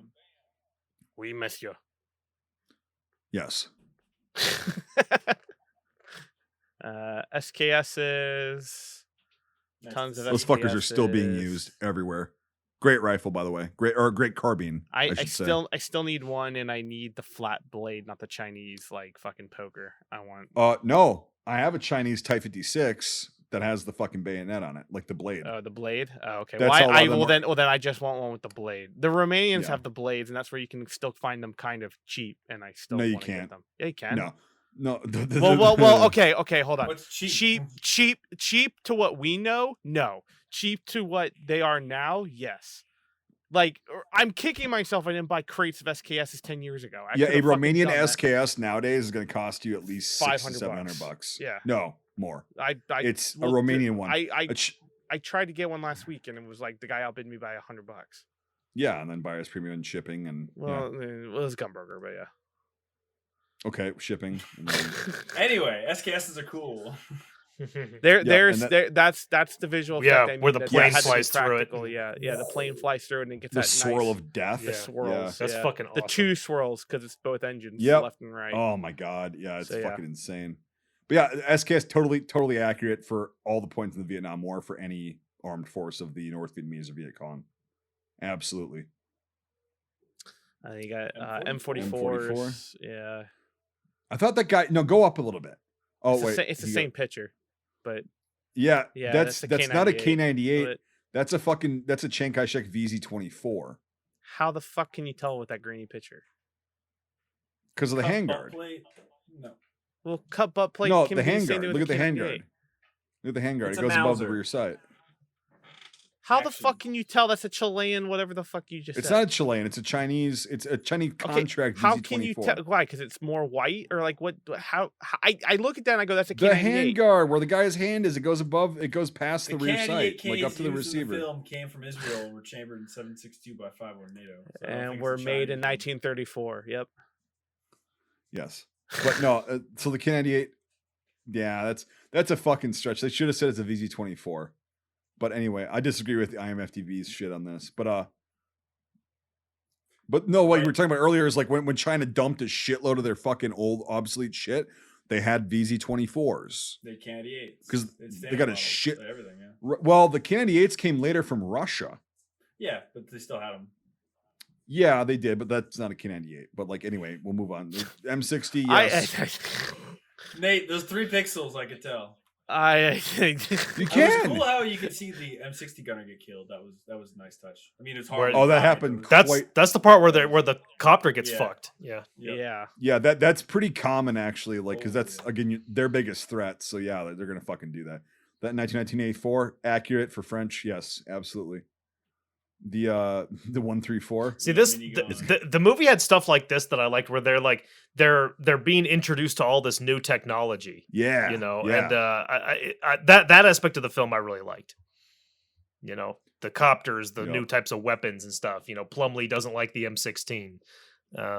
Oh shit! I didn't see Fucking- that until just now. Sick. I saw DP20. yeah, 28s. DP28. Yeah. Yeah. On a That's a Bren stand. Yeah, you're slacking, Nate. Ugh. It's probably a DPM, but hey, we'll say it's a DP28. That's that's a Bren's tripod. Ew. And that is RPD. Yep, PDs. definitely very They, common. I knew I D26, saw. Yep, I knew I saw it, which was right here. It was that one absolutely. shot. You were Yep. correct. Yeah. Absolutely. I'm so close to getting. There's the one that. I want. Ugh, so Do it. close. So close. There's that 34. Yep, with the Yeah. sights all the way up. Yeah. Okay. It wasn't just me. It wasn't just me then. I thought that was. Like, Good yeah, lord. it's high ass elevation. Yeah, not great. Yeah. Yeah, That's. we're shooting at 50 yards. You're gonna be fucking hitting way above them. So yeah, you're gonna be good shooting job. Way above. I the sure you don't head. actually want to kill the Tracers. Americans. You don't actually want to kill the Americans. You're just gonna. It's because they it's- wanted. I'll tell you why. They want No the cheek cinematographer wanted. No, he Yep. he wanted the eye Yeah, he right didn't above want the any cheek sight, glow. and that's the only way you can do that. I like And how that dusty it sight- is, though. I can't tell Yeah. if that's Israeli or not. I don't think there's much. Oh, that's interesting. Okay, another Oh, it's fake got- Dishka. It's got the Israeli. You see the spring clip behind the bipod? Yeah, That's a very yeah, rare accessory. So they yeah. never That use. is. And you're yeah. telling me how the fuck can I tell it's a VG24 and you're like, oh, it's a Yeah, spring you clip. see it's the- Yeah. you see Israeli. the- yeah, Right. right there. I do see it, but Yeah, right there. It's about. also I would never that's have about noticed that 60 you. to 70 pixels. You say there, Nate. That's a good amount of real estate. Yeah, Hey, says hey. about spin Israeli. Let's go You to, fucking let's go clowns. Up to those 3 I- pixels there, and let's get. I my wouldn't have noticed magnifying that. You would have glass. noticed the fucking handguard on the VZ24. So shut the fuck up. Well, I- it can't I be. will say, are those rear sights weird to you, Brian? No, they work. Maybe it's because they're so high up. It's because I've never stuck no. mine all the way high up. Oh, I've done that. Yeah. See, well, it's okay. Don't drop your MG34 with AA sights, DSA, because then they're not straight anymore. But anyway. I'm waiting to see a movie that uses an actual Dishka rather than a Browning You M2 won't. mocked up to look like They're one. really hard to get. Yeah. They're really in the hard to get. States, Yeah. It's like a You'll never Russian find movie, them. yeah. Yeah. Well, that's Oh, I was This gonna is say, made I was on gonna a- say the Beast, and then I forgot that's an M2 dressed no, up. that was definitely a fake. Yeah, one. yeah. But this is a We drove yeah. in This is on an the actual tank, we drove Dishka. out of the tank. That AA Wait, sight what? Everybody uses. Wait. Oh, that's just an M2. So you can yeah, see the it's- Holy body shit. right I was like- there. Yeah. Oh, it's, I was it's like- oh, it is an M2. I thought it was a real Dishka. No. Nope. No, Nope. look at the charging handle and the Yep. receiver. Yeah, it's a fucking They did a M2. good Yeah. job. They They did a really good Yeah. job of hiding it. I didn't see it until they framed it right. Yeah, Not bad. but yeah, because that looked like a Dishka from that far. It away, looks but way it's better not, than the one yeah. in the Beast. Y- Oh, yeah. Yes. Yeah, for sure. Not the four and a I half, think or it's 9 the and a best half foot fake long Dishka. one. We'll give it that. Yeah. It's Yeah, a not it's a bad. Dishka on a what? Dishka tripod. They're really fucked up looking. Oh, okay, they are. Yeah, I thought it was. An They're very M17. forward leaning. Yeah. Yeah. It's got no electrical tape around it. It's much better. The 1911 A1. I don't know that Oh, they- one. Defend yourselves. Yeah, I can't tell what the fuck. I that have no is. idea what that is. It's a It's Remington obviously Ram, something we've never seen A1, before. 44. 2 World Wars. He Only was in sh- one. Only steel on my hip. Plumley was a boomer fud, by the way. Oh, I'm sure. He would No have been. doubt. He said the M16 is a BB gun. So No, fuck he him. would not be a boomer fud. 22 bounce around. definitely. Literally not. Greatest generation fud. Yeah. Yeah. Okay. He's a GG. Original. So he's got the revolver. Yeah, the yeah. What revolver is that? Oh, just a 2-inch. Smith barrel. Wesson. Last time Again, I was close to a Japanese Again, rifle. I like the Greg Kinnear character. I like that part where he's like, "Get the fuck out of my face." Yeah, Crandall was a badass in real life, just like they showed in the film, and like he. That's high power. Oh man, It's a high. Didn't Yeah, the I couldn't tell what French- the fuck that was. Didn't the French have like their Yes, own 35, handgun? The S and the C. Yeah, the MAB 35. Yeah, Yeah. yeah. And you can't tell what the fuck that is. Oh, it's Thompson. Oh shit. That is a 28. Yeah. Huh. Nice. Very accurate. We gave a shitload of our obsolete shit to the South Vietnamese. Yeah. It should be an A1, but yeah. There's no up close. No, You, They call them So- Viet so- Cong. you Those know, are so- Viet you men. wanna show your So the cross- Chinese, so the Chinese PPS H41s don't have the safety slots carved into the receivers. They did away with those. Why They would you need took- them? They took all of the old stock from the Russians, and then they just literally made PPS H41s without safety notches because they were like, this is redundant. It makes no sense. Gun only go The 43. Yeah. cool as shit, slow as fuck. But The not Mat as 49, cool yep. as- Mat- Yeah, they're not as cool as a Mat 49, and unfortunately they're so fucking rare. You'll never find I them. really want one. There was a kid Yeah. on. Well, yeah, we'll talk about that. But yeah, I You really see, want one. Yeah, you see yeah, one yeah, sitting yeah. amongst the weapons at the end. Yes. Yeah, right there, right there. There, Yeah. Yep. Very accurate. I love Yep. that. Oh, so cool. I don't know if they're cool with the mag in or they're folded. Your RPG. Those would have probably been BT4s at that point, or B40 rather. No, Okay. the early doctrine you did Vietnamese have to wear made- a gas mask. Well, I believe. it says all Vietnamese Yeah, made model also known as B40, B40. yep. Yeah. It's fine. Yep. Am I right in that regard, Mike? You had to wear a gas mask early on. There's a bazooka in it. What? Yeah, at the beginning That's what, during the that's ambush. what shoots Oh, the I Jeep. remember that. Yeah. Wonder where you got that. The army gave it to me. Oh, they're gonna do all the area armament too. Nice. Yeah. Sometimes they all the really plane go stuff. all out with these. Oh, there's your phosphorus grenade there, Mike. A. Oof. Yeah, that scene was wow. Yeah, Type 67, which is funny. Those are actually really good grenades. It's a simplified Because they were sticker. so small, or Yeah, they're small. You can French carry a uniform shitload of bearers. them. and we see this fucking Rambo dude with like 6 of them on his fucking that's a chest. standard No. That was It's a standard pouch. Three Yeah, or exactly. 4 cell. Yeah. Yep. Fortunate for him, he 4 didn't get cells. to use them. Yeah, but no, that's pretty typical. So Well, cool. That's the end of it. Mike, you led us into this. Now you start to lead us out. So what do you think? what did I lead you in? You were the last to comment from the beginning, so now be the first to close this out. So what do you think? Oh, yeah. Okay, so we're doing our ratings and shit. So Okay, exactly cool. the opposite of what you just said. Good job. All right, shut up, penis. So yeah, like we were talking about at the beginning, like I used to just kind of like just have it in my head that this film was shit and whatever. And now looking back on it, yeah, it's got a lot of like we were talking about the cliche shit, but I can forgive a lot of that because there's a lot of good stuff in there, like and a lot of the technical stuff, like now that I know more about it, 10 years after I watched it the last time, it's like not bad. They're wearing, the type 3 fucking OG 107 fatigue uniforms, sateen fatigues, and that's what they would have done. Later on, they would have gotten jungle fatigues, as you can see if you look at pictures of these guys in 65 and 66. But yeah, it was fucked up, and they portrayed like the chaos and just the Americans aren't the baddies all the time. They get their asses kicked until the end of this film, which is like, okay, that's all Hollywood for me. Basically, up until like the bayonet charge, it's okay. And then like the end, I'm just like, okay, that's not even part of the fucking film. But yeah, the chaos and like, yeah, the Americans are vulnerable, and when they don't know what they're going into, they just kind of go wildly into it, and they take a lot of casualties. That's what we've always been known for, is just whatever. But yeah, they researched a bit about Hal Moore and Basil Plumley and how their leadership style was, the guys that were with them, blah, blah, blah, and how fucked up that whole battle was. So, and the Homefront shit, I actually liked most of it because it does portray there is a battle going on at home, and it really fucking sucks to be on that end. I've been on that end, and it's not fun.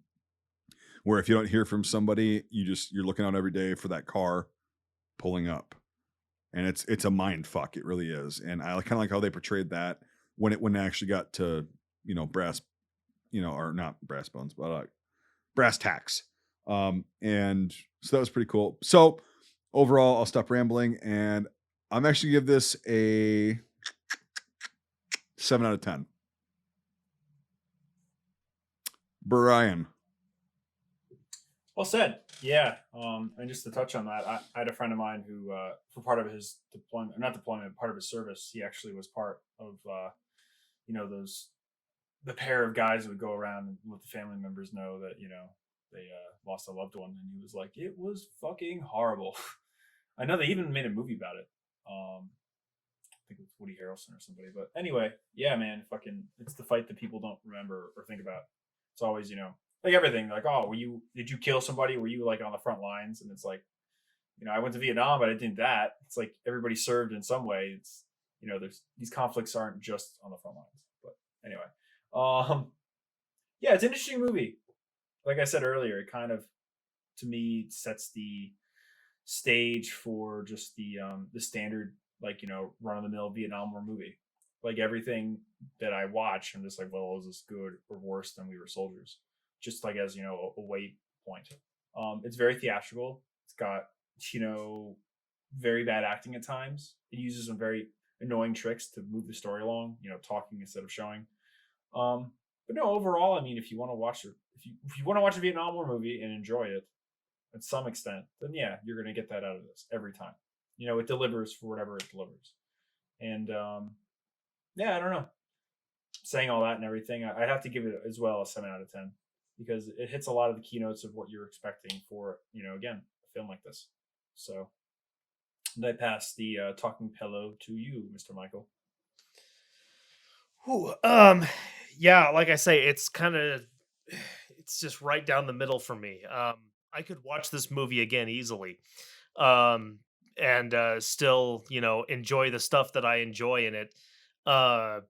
And I guess I could, if I wanted to, overlook some of the stuff I don't like it and say, well, that's okay. That it's fine that that has some cheesy shit in it. But yeah, I think I've said all I wanted to say, and I think what should I conclude this with? I think I'm also going to give it a 7 out of 10. So that leaves it with Nate. Okay. Well, I mean, going into this, I had the things I expected I would hate, and I did.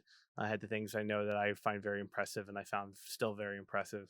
This is the second time going about it, so I'm not going to give it a ton more kind of, thoughts to it, other than the fact that this role for Mel Gibson is very tamed in comparison to his other roles that he's ever done. I think he's very stoic with this role compared to any of the others.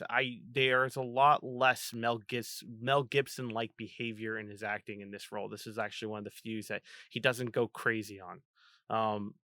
By crazy, I mean he has his very I'm going to cut out this gap here. He doesn't do his standard screaming in this. So this movie gets 0 out of 10 screaming Mel Gibsons because he doesn't react the way he does. That's why it's a good performance by him. My whole rating. You shut your mouth. You'll know what you're talking about. And that is the reason why this gets a traditional 7 out of 10 for me as well. In terms of a normal film rating, but gets 0 out of 10 screaming Mel Gibson. So the records might, it depends on what people want to pick from, but I don't remember Mel Gibson ever screaming in this because he's very stoic. So yeah, I would say 7 out of 10. I like his performance in it. I think, Yep. I'm not saying I don't. I'm just saying, like, if I have to rate it, there is no screaming Mel Gibson's in this. So I bet I could find a moment where he screams, but I don't remember. I was looking for it. There's nothing. Well, here's the thing. There's no traditional Mel Gibson screaming like at the end of our outro. Okay, he's not. There's nothing like that. It's not Gallipoli. It's not fucking Patriot. It's not fucking Braveheart. Bravehearts. Yeah, it's not that. So I don't think there's any ridiculous Mel Gibson. He's not Riggs at all in this. No, he doesn't even scream when Broken Arrow when they drop napalm on the fucking Joe from fucking Idaho or Boise or where the fuck his name is. I don't know. Joe from Okinawa, Japan. I don't fucking know. I can't remember. Two vastly Yokonama. Yokonama. Oh, his name was Okinama. That's right. Sorry. Yokonama. Yokonama. Like, what the fuck? I don't. Yokonama. He's a fucking 11 Charlie. He's a fucking mortar guy, dude. He's a badass. By the way, that was another thing I liked in it when they all start pissing on the mortar when it's overheated. Yeah, what are you gonna do? Yeah. Like, yeah.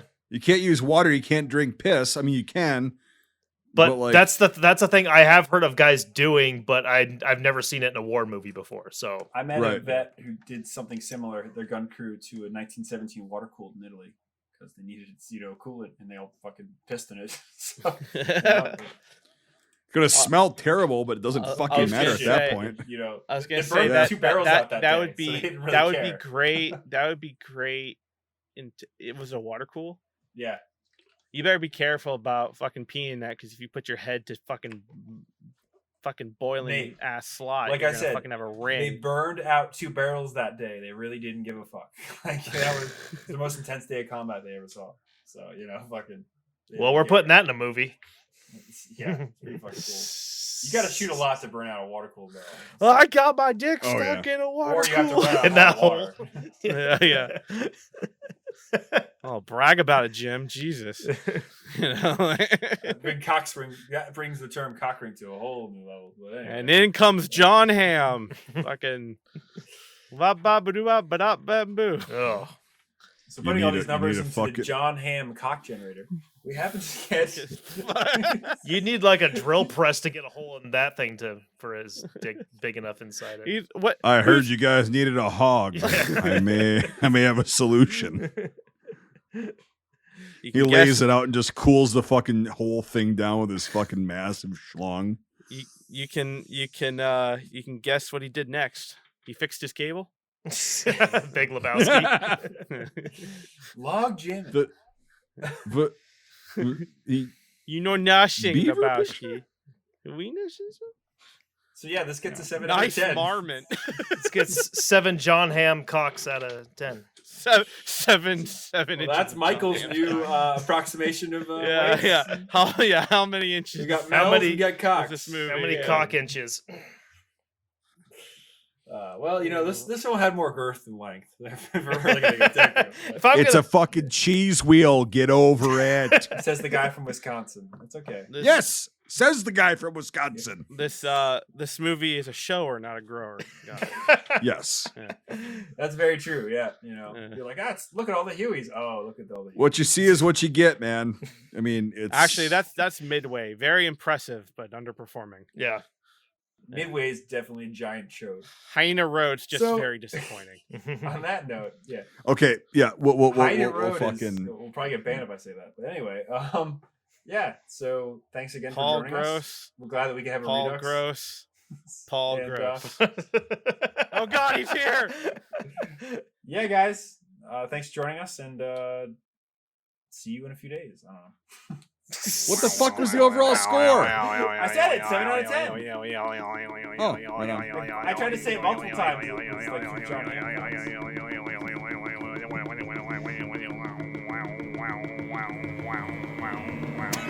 Thank you, John, for singing us out on the didgeridoo. I'm just looking at I was waiting for someone to say something. I was like, I'm just gonna keep holding this until we hit. Thanks for joining us. If you enjoyed this episode, make sure to leave a rating. Otherwise, Mel Gibson won't stop screaming. If you like this content, make sure to check out our Facebook, YouTube, and Instagram pages. If you want to directly support our work, make sure to check out our Patreon. All these links are in the description below. Until the next time, Scuttlebutt out.